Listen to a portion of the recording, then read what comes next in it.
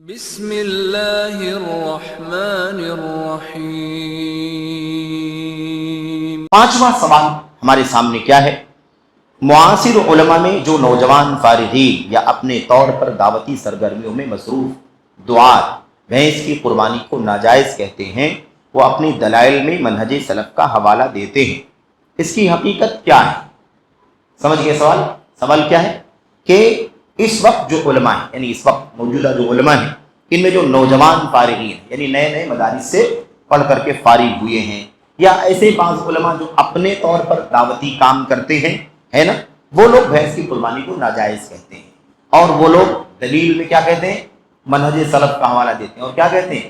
بھئی آپ لوگ سلفی کہتے ہیں اپنے آپ کو، سلف میں کہاں بھینس کا لفظ آیا ہوا ہے؟ سلف میں کہاں جاموس کا لفظ آیا ہوا ہے؟ سلف نے کب بھینس کی قربانی کی ہے؟ اس طرح کی باتیں لوگ کرتے ہیں۔ اس کی کیا حقیقت ہے؟ میں سمجھتا ہوں کہ سلف کا معنی اگر ہم سمجھ لیں، ہے نا، تو یہ اس کا جواب بہت آسان ہے۔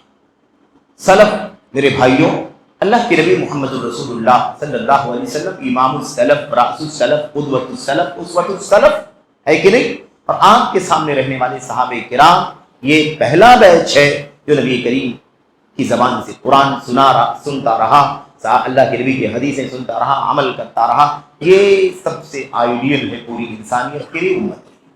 اللہ کے نبی صلی اللہ علیہ وسلم نے ان کے بعد کس کا نام لیا؟ تابعین کا۔ ان کے بعد کس کا نام لیا؟ تبع تابعین کا۔ اب ہم جب دیکھتے ہیں کہ یہ 3 صدیوں کی بشارت آئی ہوئی ہے، فضیلت آئی ہوئی ہے، اور ان 3 صدیوں میں صحابہ کرام کے بعد تابعین کے سامنے یہ نسل آئی، کالی گائیں آئی، بات سمجھ میں؟ یہ کالی والی نسل آئی کس کے سامنے؟ تابعین کے سامنے آئی، تبع تابعین کے سامنے آئی، ان کے بعد والوں کے سامنے یہ نسل آئی۔ تو ان لوگوں نے کیا کیا؟ کسی نے کہا کہ بھائی یہ تو جانور ہم جانتے نہیں، اس جانور کی قربانی نہیں ہوگی، جانور کی زکوٰۃ نہیں لی جائے گی۔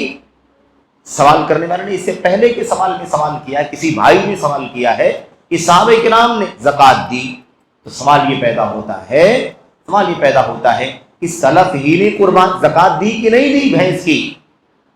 سلف ہی نے زکوٰۃ دی کہ نہیں دی؟ تو سلف نے زکوٰۃ دی تو کیوں زکوٰۃ دی؟ اس لیے کہ اس کو انہوں نے گائے سمجھا،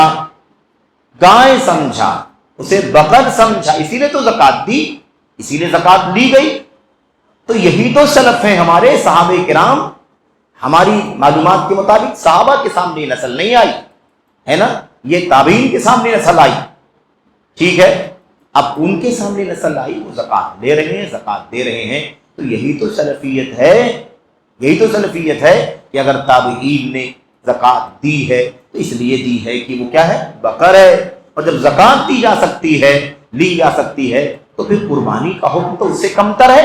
اور یہی سمجھا امت کے علماء نے، اسی لیے حضرت امام نووی نے اور ان سے پہلے بھی علماء نے بڑی تفصیل سے مثال میں بیان کر کے کہ ساری قسمیں اونٹ کی قربانی کی جائے گی، بخاتی ہو کی جائے گی، بختی اونٹوں کی، عرب کے اونٹوں کی قربانی کی جائے گی، اور ایسے ہی بقر کی ساری قسموں کی قربانی کی جائے گی، چاہے وہ عرب کی نسل کے بقر ہوں یا جاموس بھینس ہو، قربانی کی جائے۔ آئی بات سمجھ میں؟ تو ان سلف کا جو طریقہ تھا کیا تھا؟ یہی تھا نا، بقر سمجھا انہوں نے، تو بقر سمجھیے بھائی، بقر سمجھو۔ آپ قربانی نہ کرنے کی دلیل دیتے ہیں، سلف کا حوالہ دیتے ہیں، کس بنیاد پر؟ آپ کے پاس سلف کہاں ہے؟ اگر آپ سلف سے یہ دلیل دینا چاہتے ہیں کہ قربانی نہیں ہوگی، تو آپ اس سلف سے یہ نکالنا ہوگا کہ سلف نے زکوٰۃ نہیں دی ہے، زکوٰۃ نہیں لی ہے۔ سلف نے زکوٰۃ نہیں لی ہوتی تب تو آپ کہہ سکتے تھے۔ کس بنیاد پر آپ لوگوں نے اس کو گائے شمار کر لیا اور زکوٰۃ دیتے ہیں، لیتے ہیں؟ حیرت اس بات پر ہے کہ زکوٰۃ لینے کی بات سلف سے بیان کی جا رہی ہے، اور پھر کہا جا رہا ہے کہ اس کی قربانی جائز نہیں ہے، اس لیے کہ سلف نے قربانی نہیں کی ہے۔ کس نے کہا سلف نے قربانی نہیں کی ہے؟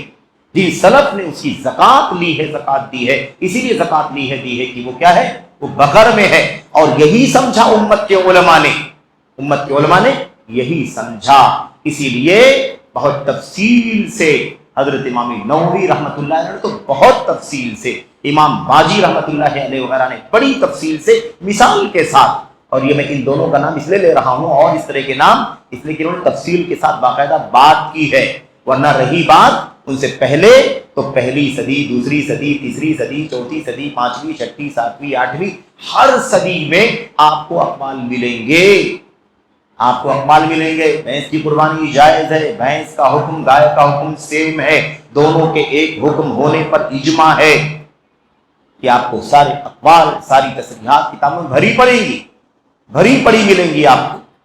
اس لیے اس کی حقیقت کیا ہے؟ اس کی حقیقت یہ ہے کہ نام سلف کا لیا جا رہا ہے اور سلف کی بات مانی نہیں جا رہی ہے۔ آئی بات سمجھ میں؟ سمجھ بات آگے کہ نہیں آگی؟ ہاں، سلف کا نام لیا جا رہا ہے اور کہا جا رہا ہے کہ قربانی نہیں ہوگی، جبکہ سلف ہی سے ثابت ہے کہ انہوں نے زکوٰۃ لی ہے، دی ہے، اور اسی کے مطابق دونوں کا حکم ایک کہا ہے، قربانی کو جائز سمجھا ہے، اور بعد کے علماء نے نام کے ساتھ وضاحت کے ساتھ لکھا ہے کہ ساری قسموں کی قربانی ہوگی۔ تو یہ اس کی حقیقت ہے، حوالہ سلف کا اور الٹا استدلال۔ سلف کا حوالہ دینا ہے تو قربانی کرنا ہے، اور اگر قربانی نہیں کرنا ہے تو پھر سلف کے موقف سے گویا ایک طرح سے دور بھاگنا ہے۔ یہ ہے اس کی حقیقت میرے بھائیوں۔ تو اللہ سے دعا کریں کہ اللہ تعالی ہم سب کو سمجھنے کی توفیق عطا فرمائے۔